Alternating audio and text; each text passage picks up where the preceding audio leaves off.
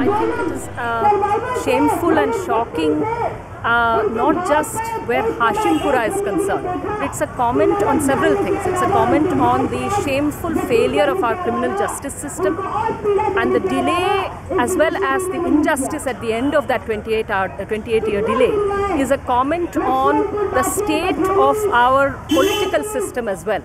Because basically the acquittal has come because of a deliberate, calculated destruction and weakening of evidence and delay of the process by the state governments, successive state governments of Uttar Pradesh, which right from the time it happened when there was a Congress government, through Samajwadi Party governments, BSP governments, BJP governments, right till the present day, are all complicit. The blood of Hashimpura is on the hands of all those parties. And so I think that is really the truth that we have to confront today. That saving secularism, saving justice has to be the people's task. We can't leave it to these parties which call themselves secular either. That is the lesson of Hashimpura, the sad lesson. I don't even want to divide them like that. What I feel is that they all have their completely callous disregard for basic principles of democracy. It isn't, you see, for them secular communal is about who goes and does the iftar party and who does not, who wears a cap and who does not. That is not the point. The point is that people are hungry for justice. The minorities of our country should be able to feel that they can rely for justice, not that they will be at the mercy of the state forces for custodial killings, mercy of communal mobs, and that then in the fight for justice they will be left all alone and thrown by the wayside, which is exactly what has happened. And I think that this is the reality. I really think of it as another massacre, because if that Hashimpura massacre, this is a massacre of justice. But of course the legal process will continue. Of course this will be appealed. But as I have been saying over here also, that part of justice is of course punishment, but one of the other part is truth. And that I think is for the people of the country, that we have to acknowledge and affirm that what happened in Hashimpura, what the survivors are saying is true, and we believe them, we stand by them.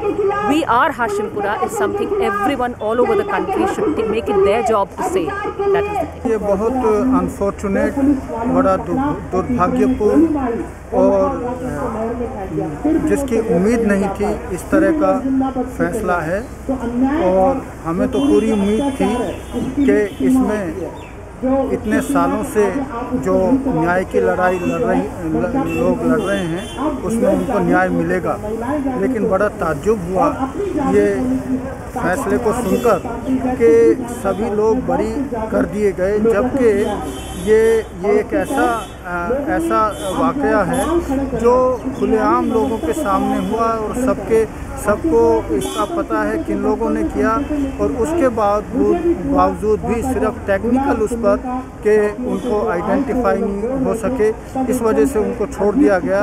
जबकि ये तो पता था कि ये battalion उन्हीं लोगों की थी और यही लोग उस बटालियन में थे, तो कम से कम सर्कमस्टांशियल एविडेंस पर तो उनको सज़ा हो सकती थी। The Supreme Court should take notice of this miscarriage of justice by a lower court, because it is not an ordinary case.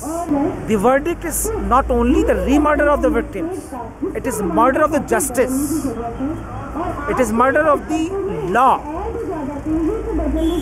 it is murder of the whole system on which a common citizen believes. Every government which has been in power, irrespective of party, is responsible for this miscarriage, because from day one the administration was biased towards the victims and was supporting the culprits. It is not question of A government or B government, every government, because it is the paramount duty of the government to safeguard the constitution. Now, Akhilesh Yadav government has a responsibility to challenge this verdict. A.